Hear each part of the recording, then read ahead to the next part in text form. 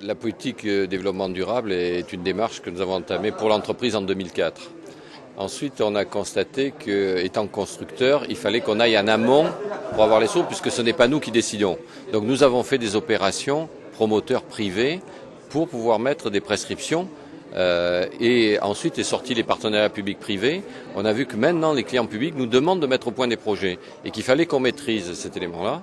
Donc pour augmenter notre veille, notre réseau, nous avons utilisé ce bâtiment pour tester un certain nombre de pratiques, pompe à chaleur, photovoltaïque, LED. Et on est allé toujours dans la même logique pour accélérer, dire on va organiser 6 salons de développement durable qui vont nous permettre, tous liés à l'entreprise quand même, sur des thèmes de l'entreprise, qui nous permettent d'augmenter notre capitalisation d'information et notre réseau pour être encore plus performant à l'avenir.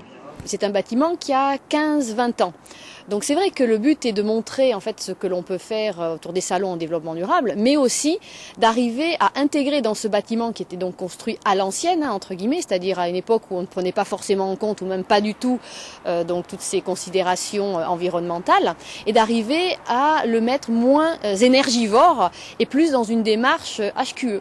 Donc c'est pour cela qu'on a décidé de mettre en place 3 projets lors de notre dernier salon ENR où ils ont été présentés pour rendre ce bâtiment plus vert, entre guillemets.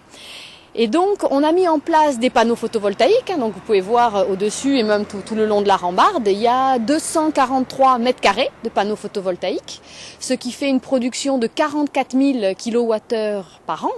Et en fait ça nous fait le premier revendeur d'électricité, le premier revendeur privé d'électricité à EDF sur le département. Nous avons installé donc des écrans qui se trouvent au rez-de-chaussée dans le hall, là où il y a le plus de passages, pour montrer à la fois et expliquer ce qui a été mis en place, mais surtout pouvoir voir en temps réel la production d'électricité par nos panneaux photovoltaïques. Donc en fait, au jour le jour, au quotidien, ça s'affiche exactement ce qui est produit par les panneaux qui se trouvent sur le toit de l'Agora.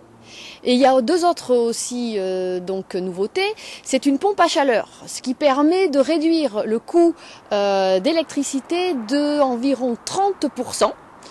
Et le dernier, ce sont des éclairages à LED. Donc là, ça fait une économie de 60%. Et tout cela a été développé en partenariat avec des sociétés comme EDF, Ténésol, Philips, Cristal, qui ont participé à ce grand projet de remise au standard HQE du bâtiment lui-même.